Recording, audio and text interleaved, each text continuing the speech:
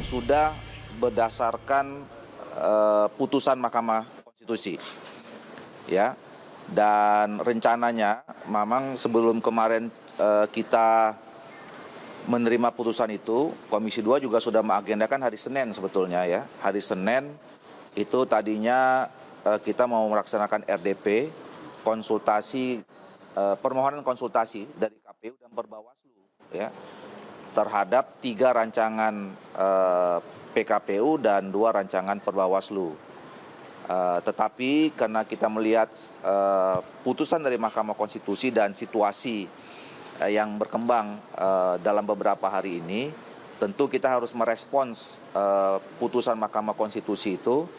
Dan alhamdulillah berkat komunikasi ya, kami di Komisi 2, pimpinan Komisi 2, saya berkomunikasi terus dengan Ketua KPU RI, kemudian juga berkomunikasi dengan pemerintah, dalam hal ini Kementerian Dalam Negeri dan Kementerian Sekretaris Negara, ya Pak Mendagri dan Mensesnek sebagai mitra Komisi 2. Nah, kita bersepakat bahwa KPU akan mengajukan dan sudah diajukan ya pertanggal 21 kemarin rancangan PKPU yang baru terkait dengan PKPU pencalonan yang sudah mencantumkan bulat-bulat ya, bulat-bulat secara penuh hasil putusan Mahkamah Konstitusi itu.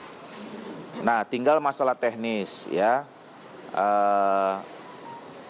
Tentu kami berterima kasih ya kepada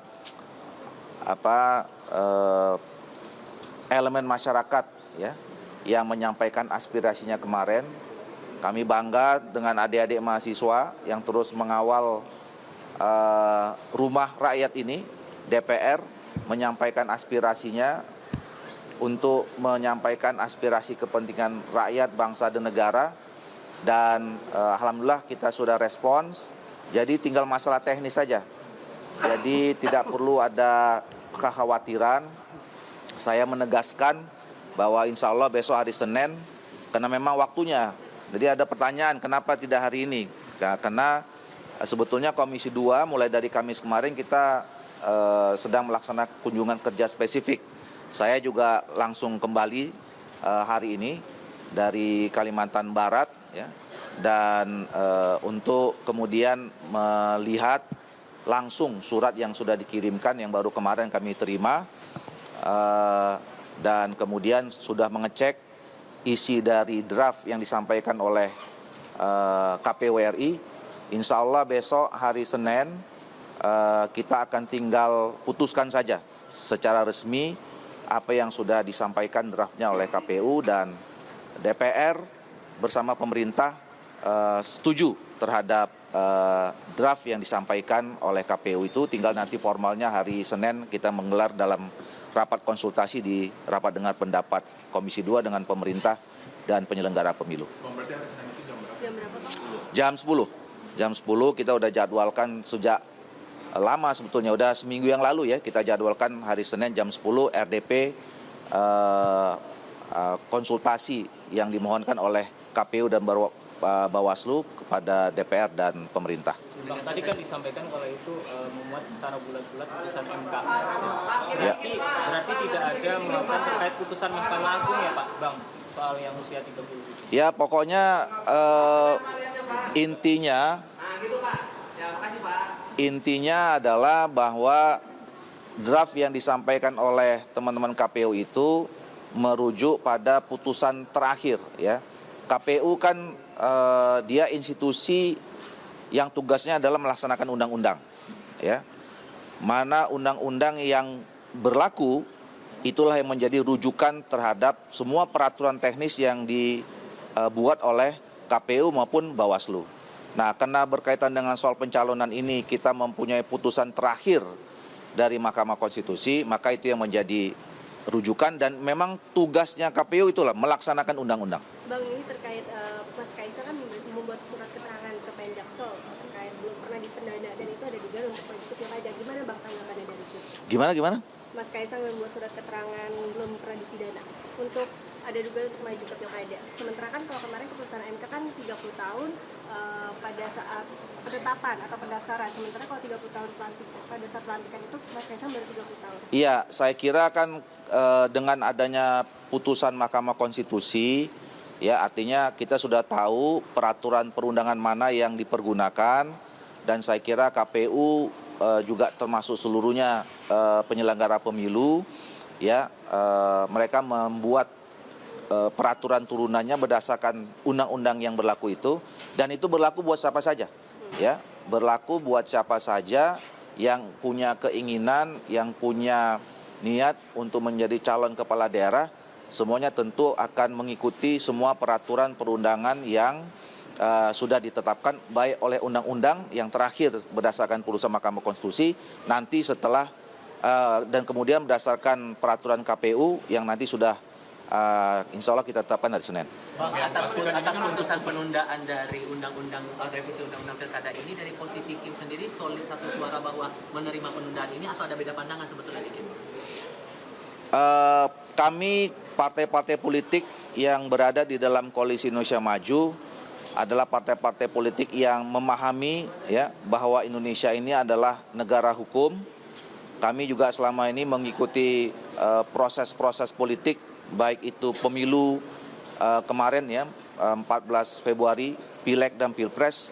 Tentu kami semuanya mengikuti peraturan perundangan sebagaimana yang sudah diatur, ya.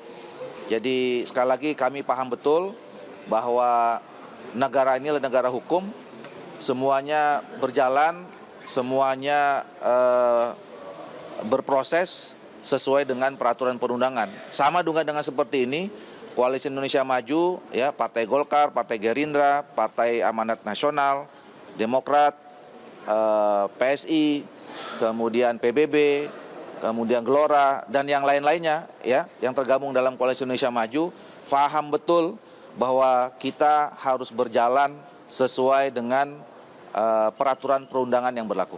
Bang, terkait RUU Pilkada ini apakah nanti akan dibahas dengan DPR periode selanjutnya? Oh, kalau soal itu begini, ya kalau soal revisi undang-undang, ya undang-undang apa saja, apalagi yang berkaitan dengan sistem, ya sistem pemerintahan, termasuk sistem pemilu, ya. Kalau kami kan dari awal di Komisi 2 ini merekomendasikan ke depan, ya sekali lagi ini ke depan perlu memang harus ada evaluasi, ya harus ada penyempurnaan gitu. Tapi itu nanti tergantung periode berikutnya, ya periode pemerintahan di Pak Prabowo dan Pak Gibran berserta dengan periode di DPR yang berikutnya, ya kapan misalnya atau urgensinya perubahan atau penyempurnaan undang-undang itu, atau kemudian kapan momentumnya, dan apa-apa saja yang menjadi hal perlu direvisi atau disempurnakan itu nanti dibicarakan periode berikutnya. Nah, mau negasi Bang, kan kalau yang udah disepakati di balik itu kan di tingkat 1 ya Bang, Yeah. bisa di carry over kan. Nah yang bagian disepakati di balik itu kan termasuk yang usia dan juga yang parliament threshold gitu. Nah berarti nanti ke depan masih bisa dong itu dibahas, dijadikan yang baru itu. Ya, saya kira kan yang krusial sekarang ini menghadapi pilkada besok yang pembukaannya tanggal 27-29, ya. Dan apa yang juga disampaikan oleh adik-adik kita mahasiswa, ya, seluruh elemen masyarakat yang sekali lagi kami terima kasih sudah datang ke rumah mereka sendiri, rumah rakyat, menyampaikan aspirasinya, ya. Itu kan berkaitan dengan bagaimana pelaksanaan pilkada yang sudah di depan mata yang besok tanggal 20-29 ini pendaftarannya itu bisa berjalan sesuai dengan peraturan perundangan yang terakhir berlaku, gitu, ya. Jadi menurut saya sekarang kita fokus saja, ya, untuk menghadapi pilkada 27 November 2024 yang prosesnya tahapannya udah berjalan jauh, tinggal besok tanggal 27-29 masa pendaftaran, dan sudah jelas rujukan peraturan perundangan yang mana. KPU juga sudah mempersiapkan draft peraturan teknisnya pakai PKPU, dan Bawaslu juga begitu. Nah itu nanti akan kita pergunakan dan kita setujui hari Senin dan itu yang berlaku. Bang, gugatan ini kan dari Partai Buruh dan Partai Gelora dan kita ketahui bersama itu dari Kim ya Bang. Maksudnya apakah ada teguran kepada Partai Buruh maupun Partai Gelora terkait gugatan ini?